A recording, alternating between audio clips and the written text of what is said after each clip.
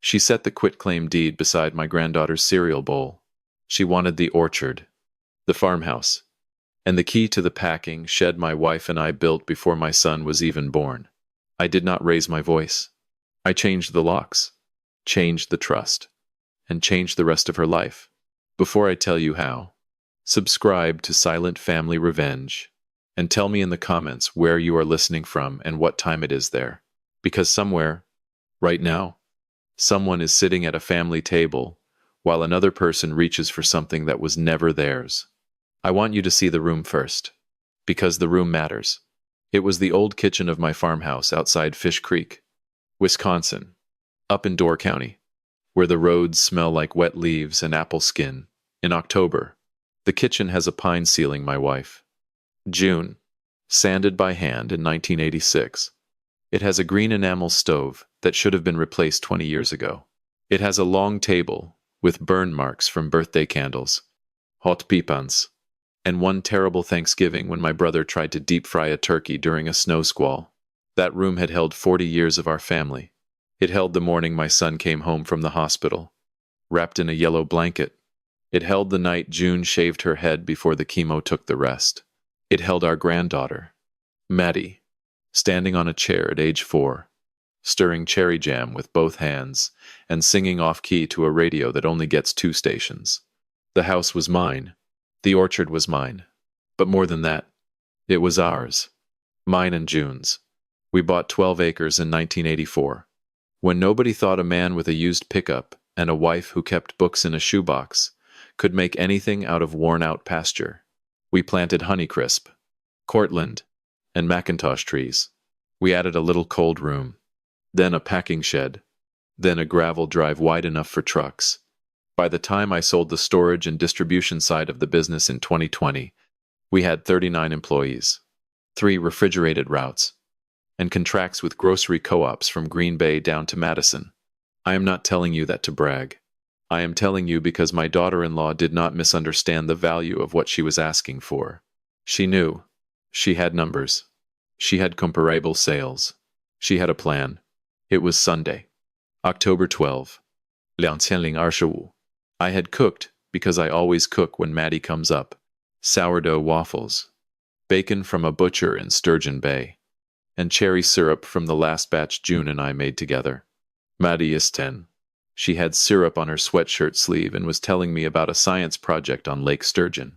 Across from her, my son Drew kept looking at his phone.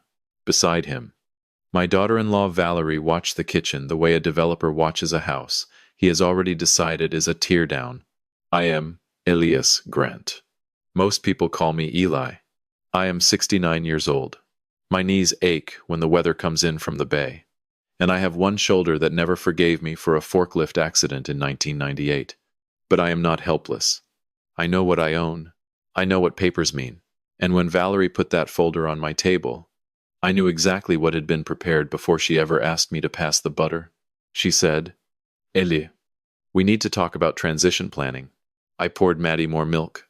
I said, Pumpkin, why don't you take your notebook out to the first row and see if those sandhill cranes are still in the south field? Maddie looked at her mother. Valerie smiled too brightly and said, Go on, sweetheart. So Maddie went. The screen door closed. The house got quiet. Then Valerie opened the folder. There was a quitclaim deed clipped to the left side. There was a 1-page family legacy proposal on the right side. There was a spreadsheet under it with highlighted cells, as if grief and land and blood could be made reasonable by yellow ink. Valerie said the orchard was becoming too much for me. She said a man my age should not be carrying ladders or arguing with roofers. She said Drew and she had been absorbing the emotional burden of worrying about me. She said transferring the farmhouse now would prevent confusion later. Then she used the phrase, I will never forget. She said, This is the compassionate structure. Compassionate structure. That is what she called taking my home. I looked at my son. Drew did not look back. He moved his thumb over his phone screen like there was something important happening there. Something more important than his father being asked to sign away the place where his mother had died. I said, Whose names go on the deed? Valerie said. Drew and me. As survivorship marital property. She said it smoothly. She had practiced, I said. So if Drew dies, you keep it. She laughed softly, like I had told an embarrassing joke at a wedding. She said, Ele, don't be dark. We're talking about family security. Now I need to back up. Because you will not understand that morning unless you understand how I helped build it. And I did help build it. That is the part I had to admit before any of the revenge, if that is what you want to call it, could mean anything. June and I had Drew late. I was 36. She was 33. We had lost 2 pregnancies before him. And when he finally arrived during a February ice storm, I held him in the hospital and made promises no man should make while drunk on love and fear. I promised he would never struggle the way I had struggled. I promised he would never wonder if there would be money for school, or food, or a winter coat. I kept those promises too well. I paid for hockey gear when he barely liked hockey. I bought him a used Silverado at 16. I paid his tuition at the University of Wisconsin-Madison without loans. I paid for the apartment off University Avenue because he said the dorms were too loud. When he decided he wanted an MBA, I wrote those checks too. When he and Valerie bought a house in Verona in 2016, I wired $82,000 for the down payment on a Wednesday morning and told myself it was not spoiling him. It was helping him launch. June watched me do it. She loved Drew as hard as I did, but June had a clearer eye. When I wired that money, she made me take a 22% tenant in common interest on the deed. I argued. I said it would make Drew feel like I did not trust him. June said, I trust our son. I don't trust every person who may one day speak through him. Those were her words. I wish I had listened to all of them sooner. Drew met Valerie in 2015. She worked for a boutique real estate staging company in Madison. She was polished, pretty, and sharp, in a way that made every room feel like it had failed an inspection. At the first dinner, she asked what the orchard appraised for. At the second, she asked whether Door County allowed short-term rentals on agricultural property. At the third, she brought June a candle and then took pictures of the pantry shelves when she thought nobody was looking. I told June I had a bad feeling. June said, then keep your eyes open. Eli? I kept them half open. That was not enough. Valerie and Drew married in 2018. Maddie came in 2015, before the wedding. And if you were doing the math, yes, that made life complicated. But Maddie was never complicated to me. She was a little brown-eyed girl who called me Papa and held my thumb in the grocery store like it was the only rail over deep water. Whatever I felt about Valerie, I kept swallowing it because Maddie was in the middle. Then June got sick. Ovarian cancer. 16 months of hospitals, scans, casseroles, and that terrible, hopeful voice doctors use when they are already losing. She died in June of 2021 inches, the downstairs bedroom, because she wanted to hear the orioles in the maple tree. 2 days after the funeral, while my sister was still labeling leftover hot dishes in the kitchen, Valerie asked if I had updated the succession map. Not the will, not the trust. The succession map, I said. Not today. Valerie. She put her hand on my arm and said, of course. I just want everyone protected. That was the first time I understood she was not trying to become part of my family. She was trying to inventory it. Over the next 4 years, the visits changed. At first, Drew and Maddie came every other weekend. Then Valerie said Maddie had soccer. Then dance. Then enrichment camp. Then allergies. Then the drive was too long. Even though she could drive 3 hours to a spa hotel without blinking. When they did come, Valerie walked through my house, with her phone held low, taking pictures. She asked what the Southfield might be worth if it were split. She asked if the packing shed had separate electric allergy. She asked where I kept the title to the old Ford tractor. Once, I found her opening the cedar chest where June kept her wedding dress. I let it go. He let it all go. I told myself that peace was a strategy. It was not. It was surrender with better manners. So there we were, Sunday morning, with Maddie out by the apple rows, and Valerie's folder open on the table. I said, I am not signing this. Valerie leaned back. Her face changed. But only a little. She said, Eli, don't make this emotional. I said, this is my home. It is supposed to be emotional, she said. No, it is an underutilized asset with deferred maintenance. I said, it is the house where my wife died. She said, and maybe that is why you cannot make rational choices about it. Drew whispered. Val. Not stop. Not apologize. Just her name. Like he was asking the weather to be kinder. I said, the answer is no. Today, tomorrow, and every day after. Valerie stood up so fast, the chair scraped the floor. She came around the table with the folder in her hand. I thought she was going to point at something in the paperwork. Instead, she slapped me. Open hand. Hard. My glasses flew off and hit the tile by the stove. One lens cracked. The side of my mouth went numb. For a second, the whole kitchen seemed to tilt. I looked at my son, my boy, the child I carried through an ice storm, the man whose house I helped buy. He stared at me with his mouth open. Then he said, Dad, why do you always have to provoke her? That sentence did more damage than the slap. The slap stung for an hour. That sentence has its own room inside me. I would like to tell you I shouted. I would like to tell you I threw the folder into the stove and told them both what they were. I did not. I bent down, picked up my glasses, folded the broken frame, and set it beside my plate. Then I said, very calmly, Valeria, Drev, go upstairs and pack whatever you brought. You are leaving my house. Valerie blinked. She said, Eli. I lost my temper. Don't be dramatic. I said, you did not lose it. You used it. Drew said, Dad, call me on. I said, go pack. They went because they still believed I was the man I had trained them to expect. The man who paid. The man who forgave before anyone had apologized. The man who would cool down by dinner and ask if everybody wanted pie. While they were upstairs. I went outside.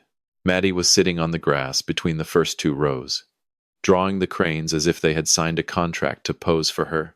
I sat beside her. She looked at my face and frowned. She said, Papa, your lip is bleeding. I touched it. She was right. I said, I bumped it. Sweetheart, I hate that lie. I still hate it. But she was 10. And there are truths you do not hand to a child while her crayons are still open on the grass. I told her I had to make a few calls and asked her to stay near the row until I came back. Then I walked to the packing shed and shut the door behind me. My first call was to my attorney, Marcia Klein.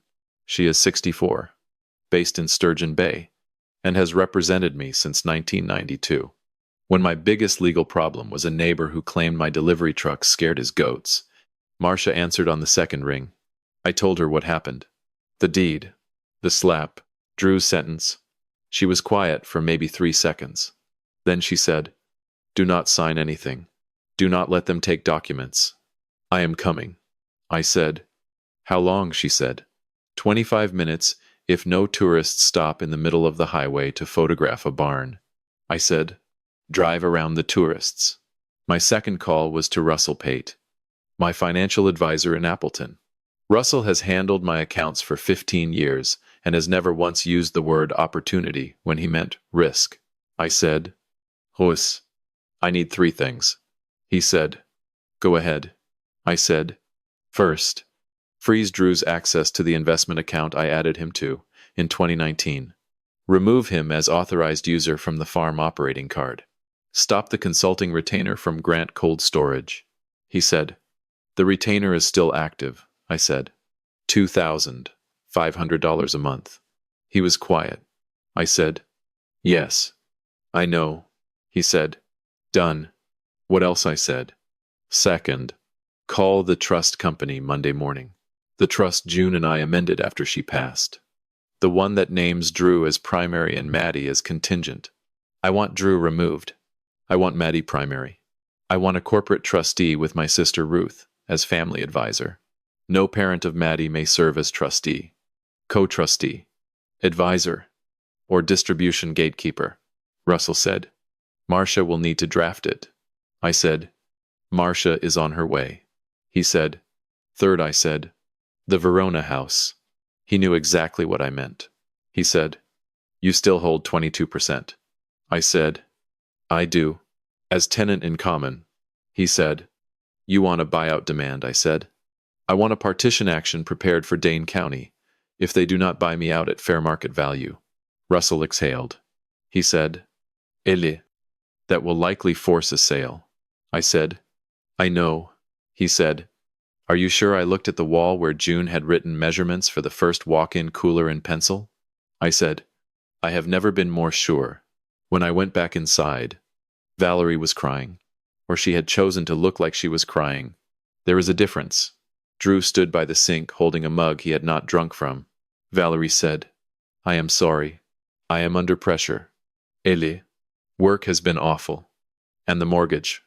And Maddie's activities. And I just snapped. I said, Stop, she said. Please. I am trying to apologize. I said, No. You are trying to explain why your hand belonged on my face. It did not, Drew said. What happens now?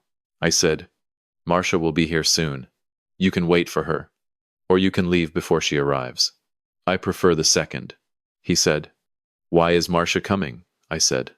Because the part of my life where I trust your wife with access to my home ended 10 minutes ago. The part where I trust you to protect what your mother and I built ended when you asked me why I provoked her. His face went pale. I kept going because if I stopped, I might never start again. I said, For 39 years I have paid ahead of your character. I paid for school before you knew what work cost. I paid for a house before you understood a mortgage. I paid a monthly retainer for work you stopped doing because I told myself it helped Maddie. I have asked you for almost nothing. Today I needed one sentence from you. One, you needed to say, Valerie, do not hit my father. You did not say it. Drew stared at the floor. Valerie said, So you are going to punish your granddaughter, I said. Maddie is the only person I am protecting. She said, You think you can just cut us off? I said, No. I know I can. They left 20 minutes before Marcia arrived. Drew carried the bags. Valerie carried the folder. But not the deed. I had already taken it out and put it in my desk drawer. Not because I needed it. Because I wanted my lawyer to see exactly what had been brought to my table. Maddie hugged me goodbye by the porch steps. She whispered, Are you mad at Mom? I said. I am sad today. Peanut. But I love you every day. She held on longer than usual. Children hear what adults think they have hidden. Marcia arrived in a gray Subaru with a legal pad, a banker's box, and the expression of a woman who had been waiting 30 years for me to stop being generous to fools. She looked at my face and said, Sit down. I said, Hello to you too. She said, Sit down. Elias. We worked at the kitchen table until almost 11 that night. We drafted the buyout demand on the Verona property. We drafted instructions to amend the trust.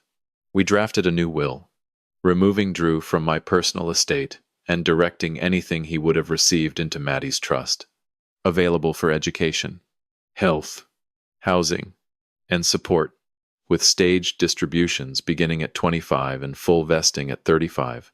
We added one line that Marcia read twice before she smiled. Under no circumstances shall Valerie Grant serve as trustee, co-trustee, investment advisor, distribution advisor, or in any fiduciary capacity connected to this trust. I asked her to read it again. She did. It sounded better the second time. Marcia said, Are you certain about Drew? I said. I am certain about the money. I am not certain about my son. That is why the door is a separate question. She nodded.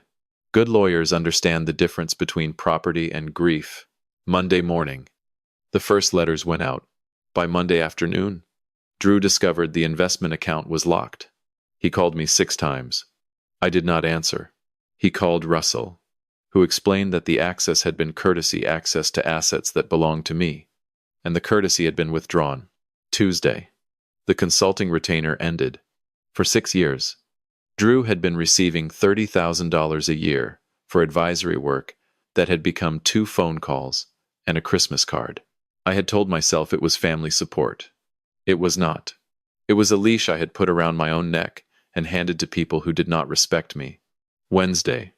Marcia sent the buyout demand. They had 30 days to pay fair market value for my 22% interest in the Verona house. or we would file for partition in Dane County. Valerie called me at 4:17 that afternoon. I answered. I wanted to hear whether she had found humility. She had not. She said, "You are trying to make us homeless." I said, "No, I am asking you to buy what I own, or sell what we own together." She said, "We cannot buy you out." I said, "I know." She said, "Maddie's school is here."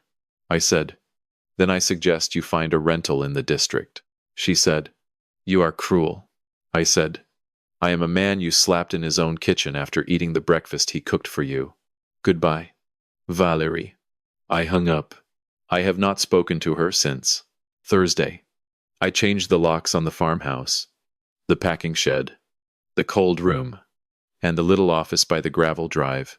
I gave a key to Marcia and one to my neighbor Hank, who has plowed my lane every winter since 1997. That was it. No spare under the flower pot. No code shared with family. No more pretending that access was love. Friday. The trust amendment was signed. Maddie became primary beneficiary. Drew was removed. The trust company accepted the fiduciary role, and Ruth agreed to serve as family advisor. The language around Valerie was so clear, even a hungry person could not squeeze through it. The next Sunday, 8 days after the slap, Drew drove up alone. I saw his truck from the kitchen window. He sat in the driveway for 17 minutes before he came to the door. I let him knock twice. Then I opened it. He looked worse than I expected. Unshaven, tired, older. For a second, I saw the little boy who used to come to me with skinned knees and complete confidence that I could fix the world. Then I remembered the man in my kitchen. I said, "Coffee?" He nodded. We sat at the same table. He said, "Dad, please don't do this." I said, "Tell me what you are sorry for." He said, "Valerie should not have hit you." I said, "That is about Valerie. Tell me what you are sorry for." He rubbed both hands over his face. He said, "I am sorry I didn't stop her." I waited. He said, "I am sorry I blamed you." I waited again. He said, "I am sorry I let her make Mom's house into a number." That one reached me. Not enough to change the documents. Enough to remind me there was still a human being in front of me. I said, "Why did you say it?" He said, "Because I was afraid if I sided with you, she would make the ride home hell. Then the week. Then Maddie's life. There it was. Not greed. Not exactly. Cowardice. A smaller word. Maybe. But not a smaller harm." I said, "Dref. Here is what will not happen. The trust change will not be undone. The buyout demand will not be withdrawn. The retainer will not restart. You were living inside a safety net. Your mother and I built. And you let your wife spit on the people who tied the knots." He cried then, quietly. I did not comfort him. A father can love a son, and still refuse to clean up the consequences he earned. Then I said, "Here is what may happen. You may come here without Valerie. Maddie may come here without Valerie. I will not speak badly about her to Maddie. I will not make that child carry adult poison. But Valerie does not step on this property again. Not for holidays. Not for birthdays. Not for a quick bathroom stop. If she is in the car keeps moving." He nodded. I said, "And every time you drive up this lane, you decide what kind of man you are, before you reach the porch." He said, "What if I can't fix my marriage?" I said, "I did not ask you to fix your marriage. I asked you to fix yourself." He stayed another hour. He did not ask for money. That was the first good sign. He did not promise he was leaving Valerie. That was the second good sign. Because desperate promises are just lies wearing church clothes. Over the next 4 months, the legal work did what legal work does, when it is done by calm people with clean documents. Slowly, steadily, without needing to shout. They could not buy me out of the Verona house. The numbers did not work. The house went on the market in February and sold in April. After closing costs, mortgage payoff, and my 22%, there was enough left for them to rent a 2-bedroom place in Sun Prairie. Not enough to pretend they had earned the life they had been displaying on Christmas cards. I am told Valerie blamed me. I am told she told her friends I was unstable. I am told she described herself as a victim of elder rage, which would be funny if the whole thing had not been so ugly. Door County is far from Madison, but gossip drives faster than any of us. I did not answer it. You cannot argue with a person who needs your villainy to survive her own reflection. By March, Marcia and Drew's attorney had worked out a schedule. Maddie comes to the orchard. 1 weekend a month, and 2 full weeks in the summer. Drew drops her off alone. Drew picks her up alone. Valerie remains off the property. The first time Maddie came back, she ran through the kitchen and stopped at the table. She looked around like children do when they are checking whether a room is still safe. Then she said, "Papa, can we make waffles?" I said. "We can make terrible waffles or excellent waffles. Your choice." She said, "Excellent." So we made excellent waffles. She does not know the whole story. She knows there was a fight. She knows adults had to make rules. She knows her mother is not invited to the orchard right now. She is 10. That is enough truth for 10.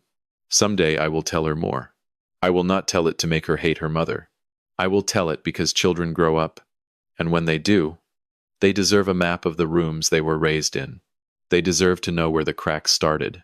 They deserve to know which people handed them love, and which people tried to hand them invoices. Drew and I have dinner once a month at a diner outside Oshkosh, about halfway between his rental life and my orchard life.